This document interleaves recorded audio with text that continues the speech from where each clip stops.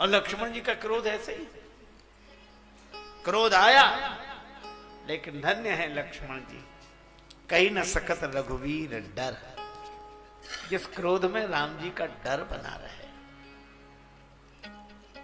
संकेत मिला, परशुराम जी से कुछ बोलने लगे, लेकिन राम जी ने नयन तरे रे राम, राम जी ने केवल देखा तो लक्ष्मण जी तुरंत बोलना बंद करके गुरु जी के पास जाके बैठ गए। इसका अर्थ आप देखो, जब किसी को क्रोध आवे फिर उसे रोको। आप क्रोध में हो, रहने दो, कैसे रहने दें? हमसे ही कहते हो, इससे नहीं कहते हो। और जब पकड़ने की कोशिश करो तो कहेगा बस छोड़ो, आप छोड़ूंगा नहीं, बस इसे छोड़ूंगा नहीं। हालांकि आप छोड़ दो तो ज्यादा कुछ नहीं करेगा, और पकड़े हो तो छोड़ दो, और कभी कभी तो कहेगा फिर तुमसे हो जाएगी, तुम्हें नहीं छोड़ूंगा। तो क्रोध में व्यक्ति अभिमान के कारण कभी मुड़ता नहीं है, अपने को कम नहीं समझता। लेकिन धन्य है हमारे श्री लक्ष्मण जी, राम जी ने आंख दिखाई, लक्ष्मण जी तुरंत बोली बंद करके चुपचाप बैठ गए। लक्ष्मण जी बोल रहे हैं, बोलत लखनई जनक डिराही, और श्री परशुराम जी महाराज भृगुपति बकहीं कुठार उठाए। यहां एक बात तय है, देखो कमरे में पंखा भी लगा होता है, सीलिंग फैन यहां भी लगा है, लाइट भी जल रही है, और दोनों का स्विच अपने हाथ में है। पर आप स्विच ऑफ करते हैं, बल्ब बंद हो जाता है, स्विच ऑन करते हैं, बल्ब जलने लगता है। ये भक्त है, ये लक्ष्मण जी की तरह है, भाव है इसका। तुमने बंद किया, बंद हो गए, तुमने जलाया, जल गए, हम तो तुम्हारे हाथ के यंत्र हैं। हालांकि पंखे का भी स्विच अपने ही हाथ में होता है, पर स्विच ऑफ भी कर दो तो स्विच ऑफ होने के साथ ये बंद नहीं होता है। ये 10-20 चक्कर लगाए बिना मान नहीं सकता। कुछ लोग ऐसे होते हैं कि कितने ही उनका स्विच आपके हाथ में हो, पर वो 10-20 चक्कर में पड़े बिना रह ही नहीं सकते। जब स्विच ऑफ करो तो बंद नहीं होता। अच्छा, कभी कभी ये पंखे स्विच ऑन करो तो चलते नहीं है। स्विच ऑन करके देखते पंखा चल नहीं रहा है। हम लोग रेलगाड़ियों में जब यात्रा करते थे तब हमने कई बार देखा। एक सज्जन हमारे पास आए, महाराज हमने, हाँ बोलो बोलो, कंगा होगा कंगा? हमने कहा यहाँ बाल ही नहीं है तो कंघे की क्या जरूरत, लेकिन तुम्हें क्यों जरूरत पड़ी? तो बोला पंखा चल नहीं रहा है। तो कंघा लेकर उस पंखे को हिलाएंगे, तो उसको जब हिलाओ डुलाओ तब चले, मुश्किल से चले, मुश्किल से बंद हो। तो संसारी आदमी वो है जो समर्पित नहीं होता, पर श्री लक्ष्मण जी वे हैं जो पूरी तरह समर्पित। आपने कहा बोलो, बोलने लगे, आपने कहा बंद, बंद हो गए। यह श्री लक्ष्मण, और इसीलिए लक्ष्मण जी को साथ मिला भगवान का। चित्रकूट आए, एक दिन भगवान श्री सीताराम जी विराजमान। चित्रकूट अति पवित्र सुंदर वन महि पवित्र, चित्रकूट अति विचित्र सुंदर वन महि पवित्र। और इस पवित्र भूमि में जनक नरेंद्र नंदनी जानकी माता के संग श्री राघवेंद्र एक वृक्ष के नीचे विराजमान है। सामने ही एक वृक्ष है,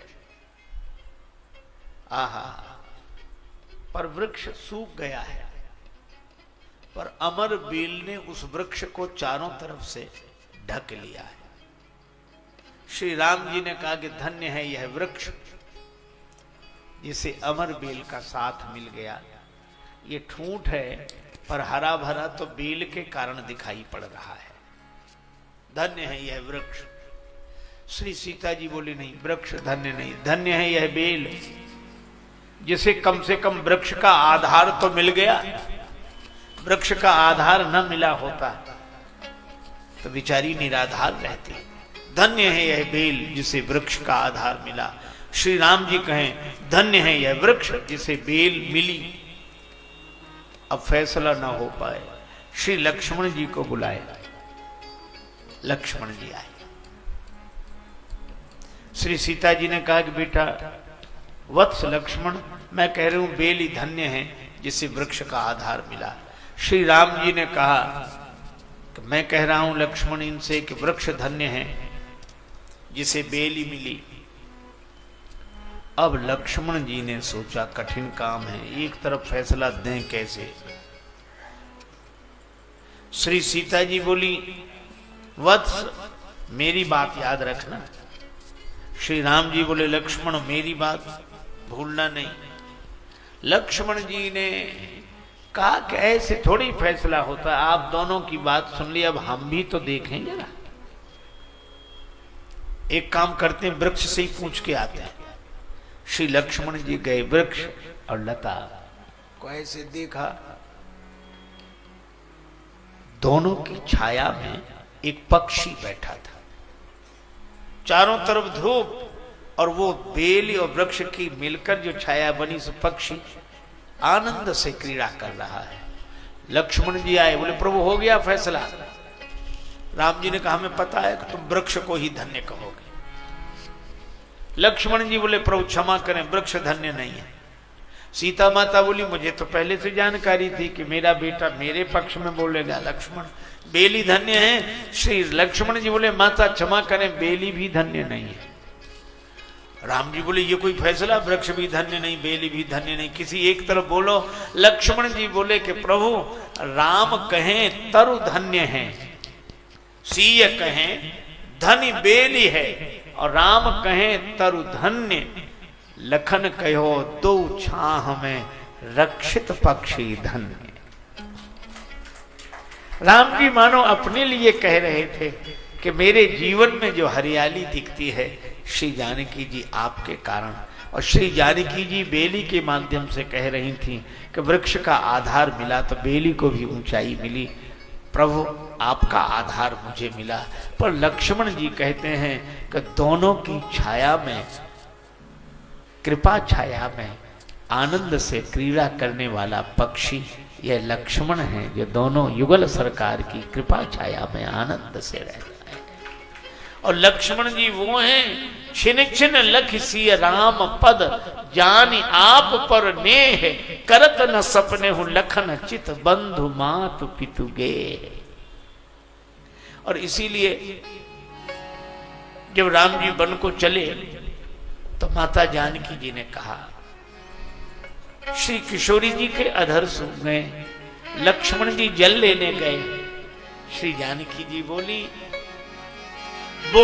मिथिलेश दुलारी, प्रभु जी ठाड़े रहो।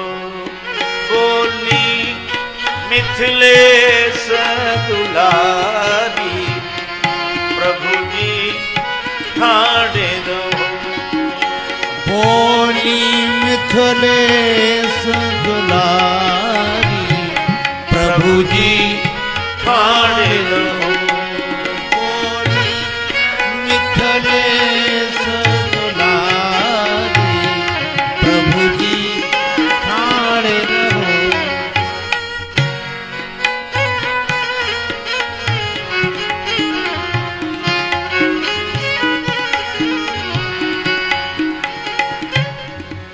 हरे नामा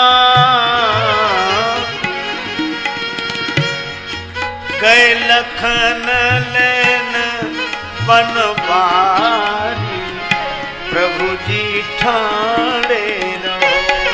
गए रामा गए लखन लेन फुलवारी, प्रभु जी ठाड़े रहो। गए लखन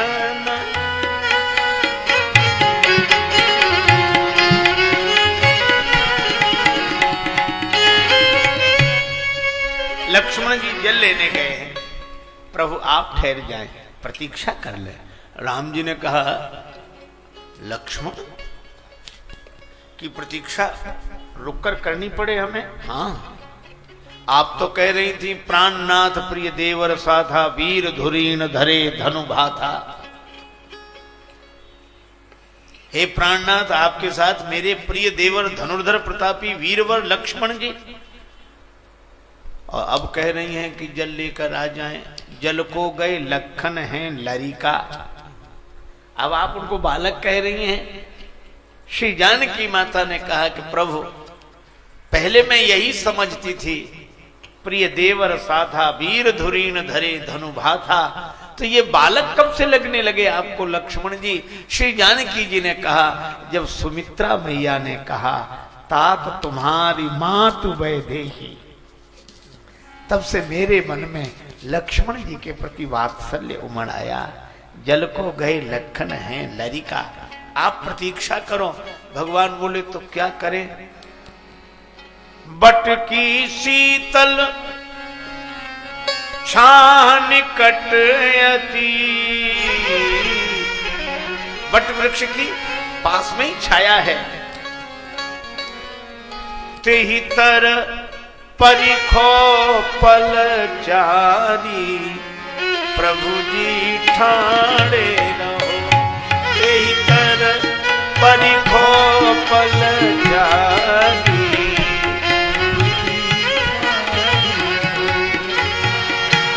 मिथिलेश कुमारी, प्रभु जी ठाणे रहो। बोली मिथिलेश कुमारी, प्रभु जी ठाणे रहो। और आप जब वट वृक्ष के नीचे विराजमान हो जाएंगे तो आपके मुख कमल पर यह जो प्रस्वेद बिंदु दिखाई दे रहे हैं, मैं एक काम करूंगी, श्रम कन पहुंच, श्रम कन पहुंच, निरखी मुख पंकज, अचरासो करी हूं बयारी, प्रभु जी ठाणे रहो। अचरासो करे हो बयारी, प्रभु जी ठाणे रहो। अचरासो करी हूं बयारी, प्रभु जी ठाणे रहो। अरे रामा अचरासो करे हो बयारी, प्रभु जी ठाणे रहो। और तब तक लक्ष्मण जी जल लेकर आ जाए। जल ले आवही लखन तो लई हो, जल ले आवही लखन तो लई हो, लखन तो लई हो।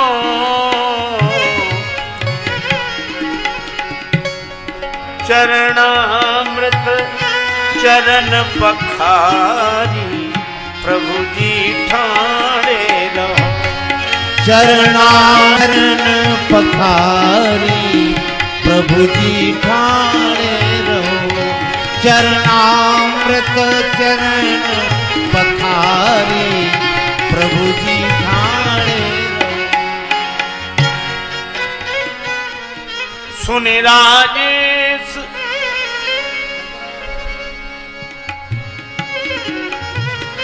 सुनि राजेश सियाजू के बैना,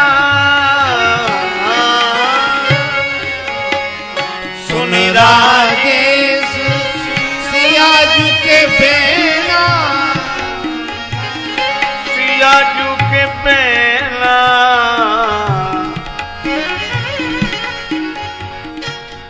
पुल के प्रभु अवध बिहारी, प्रभु जी ठाणे रहो।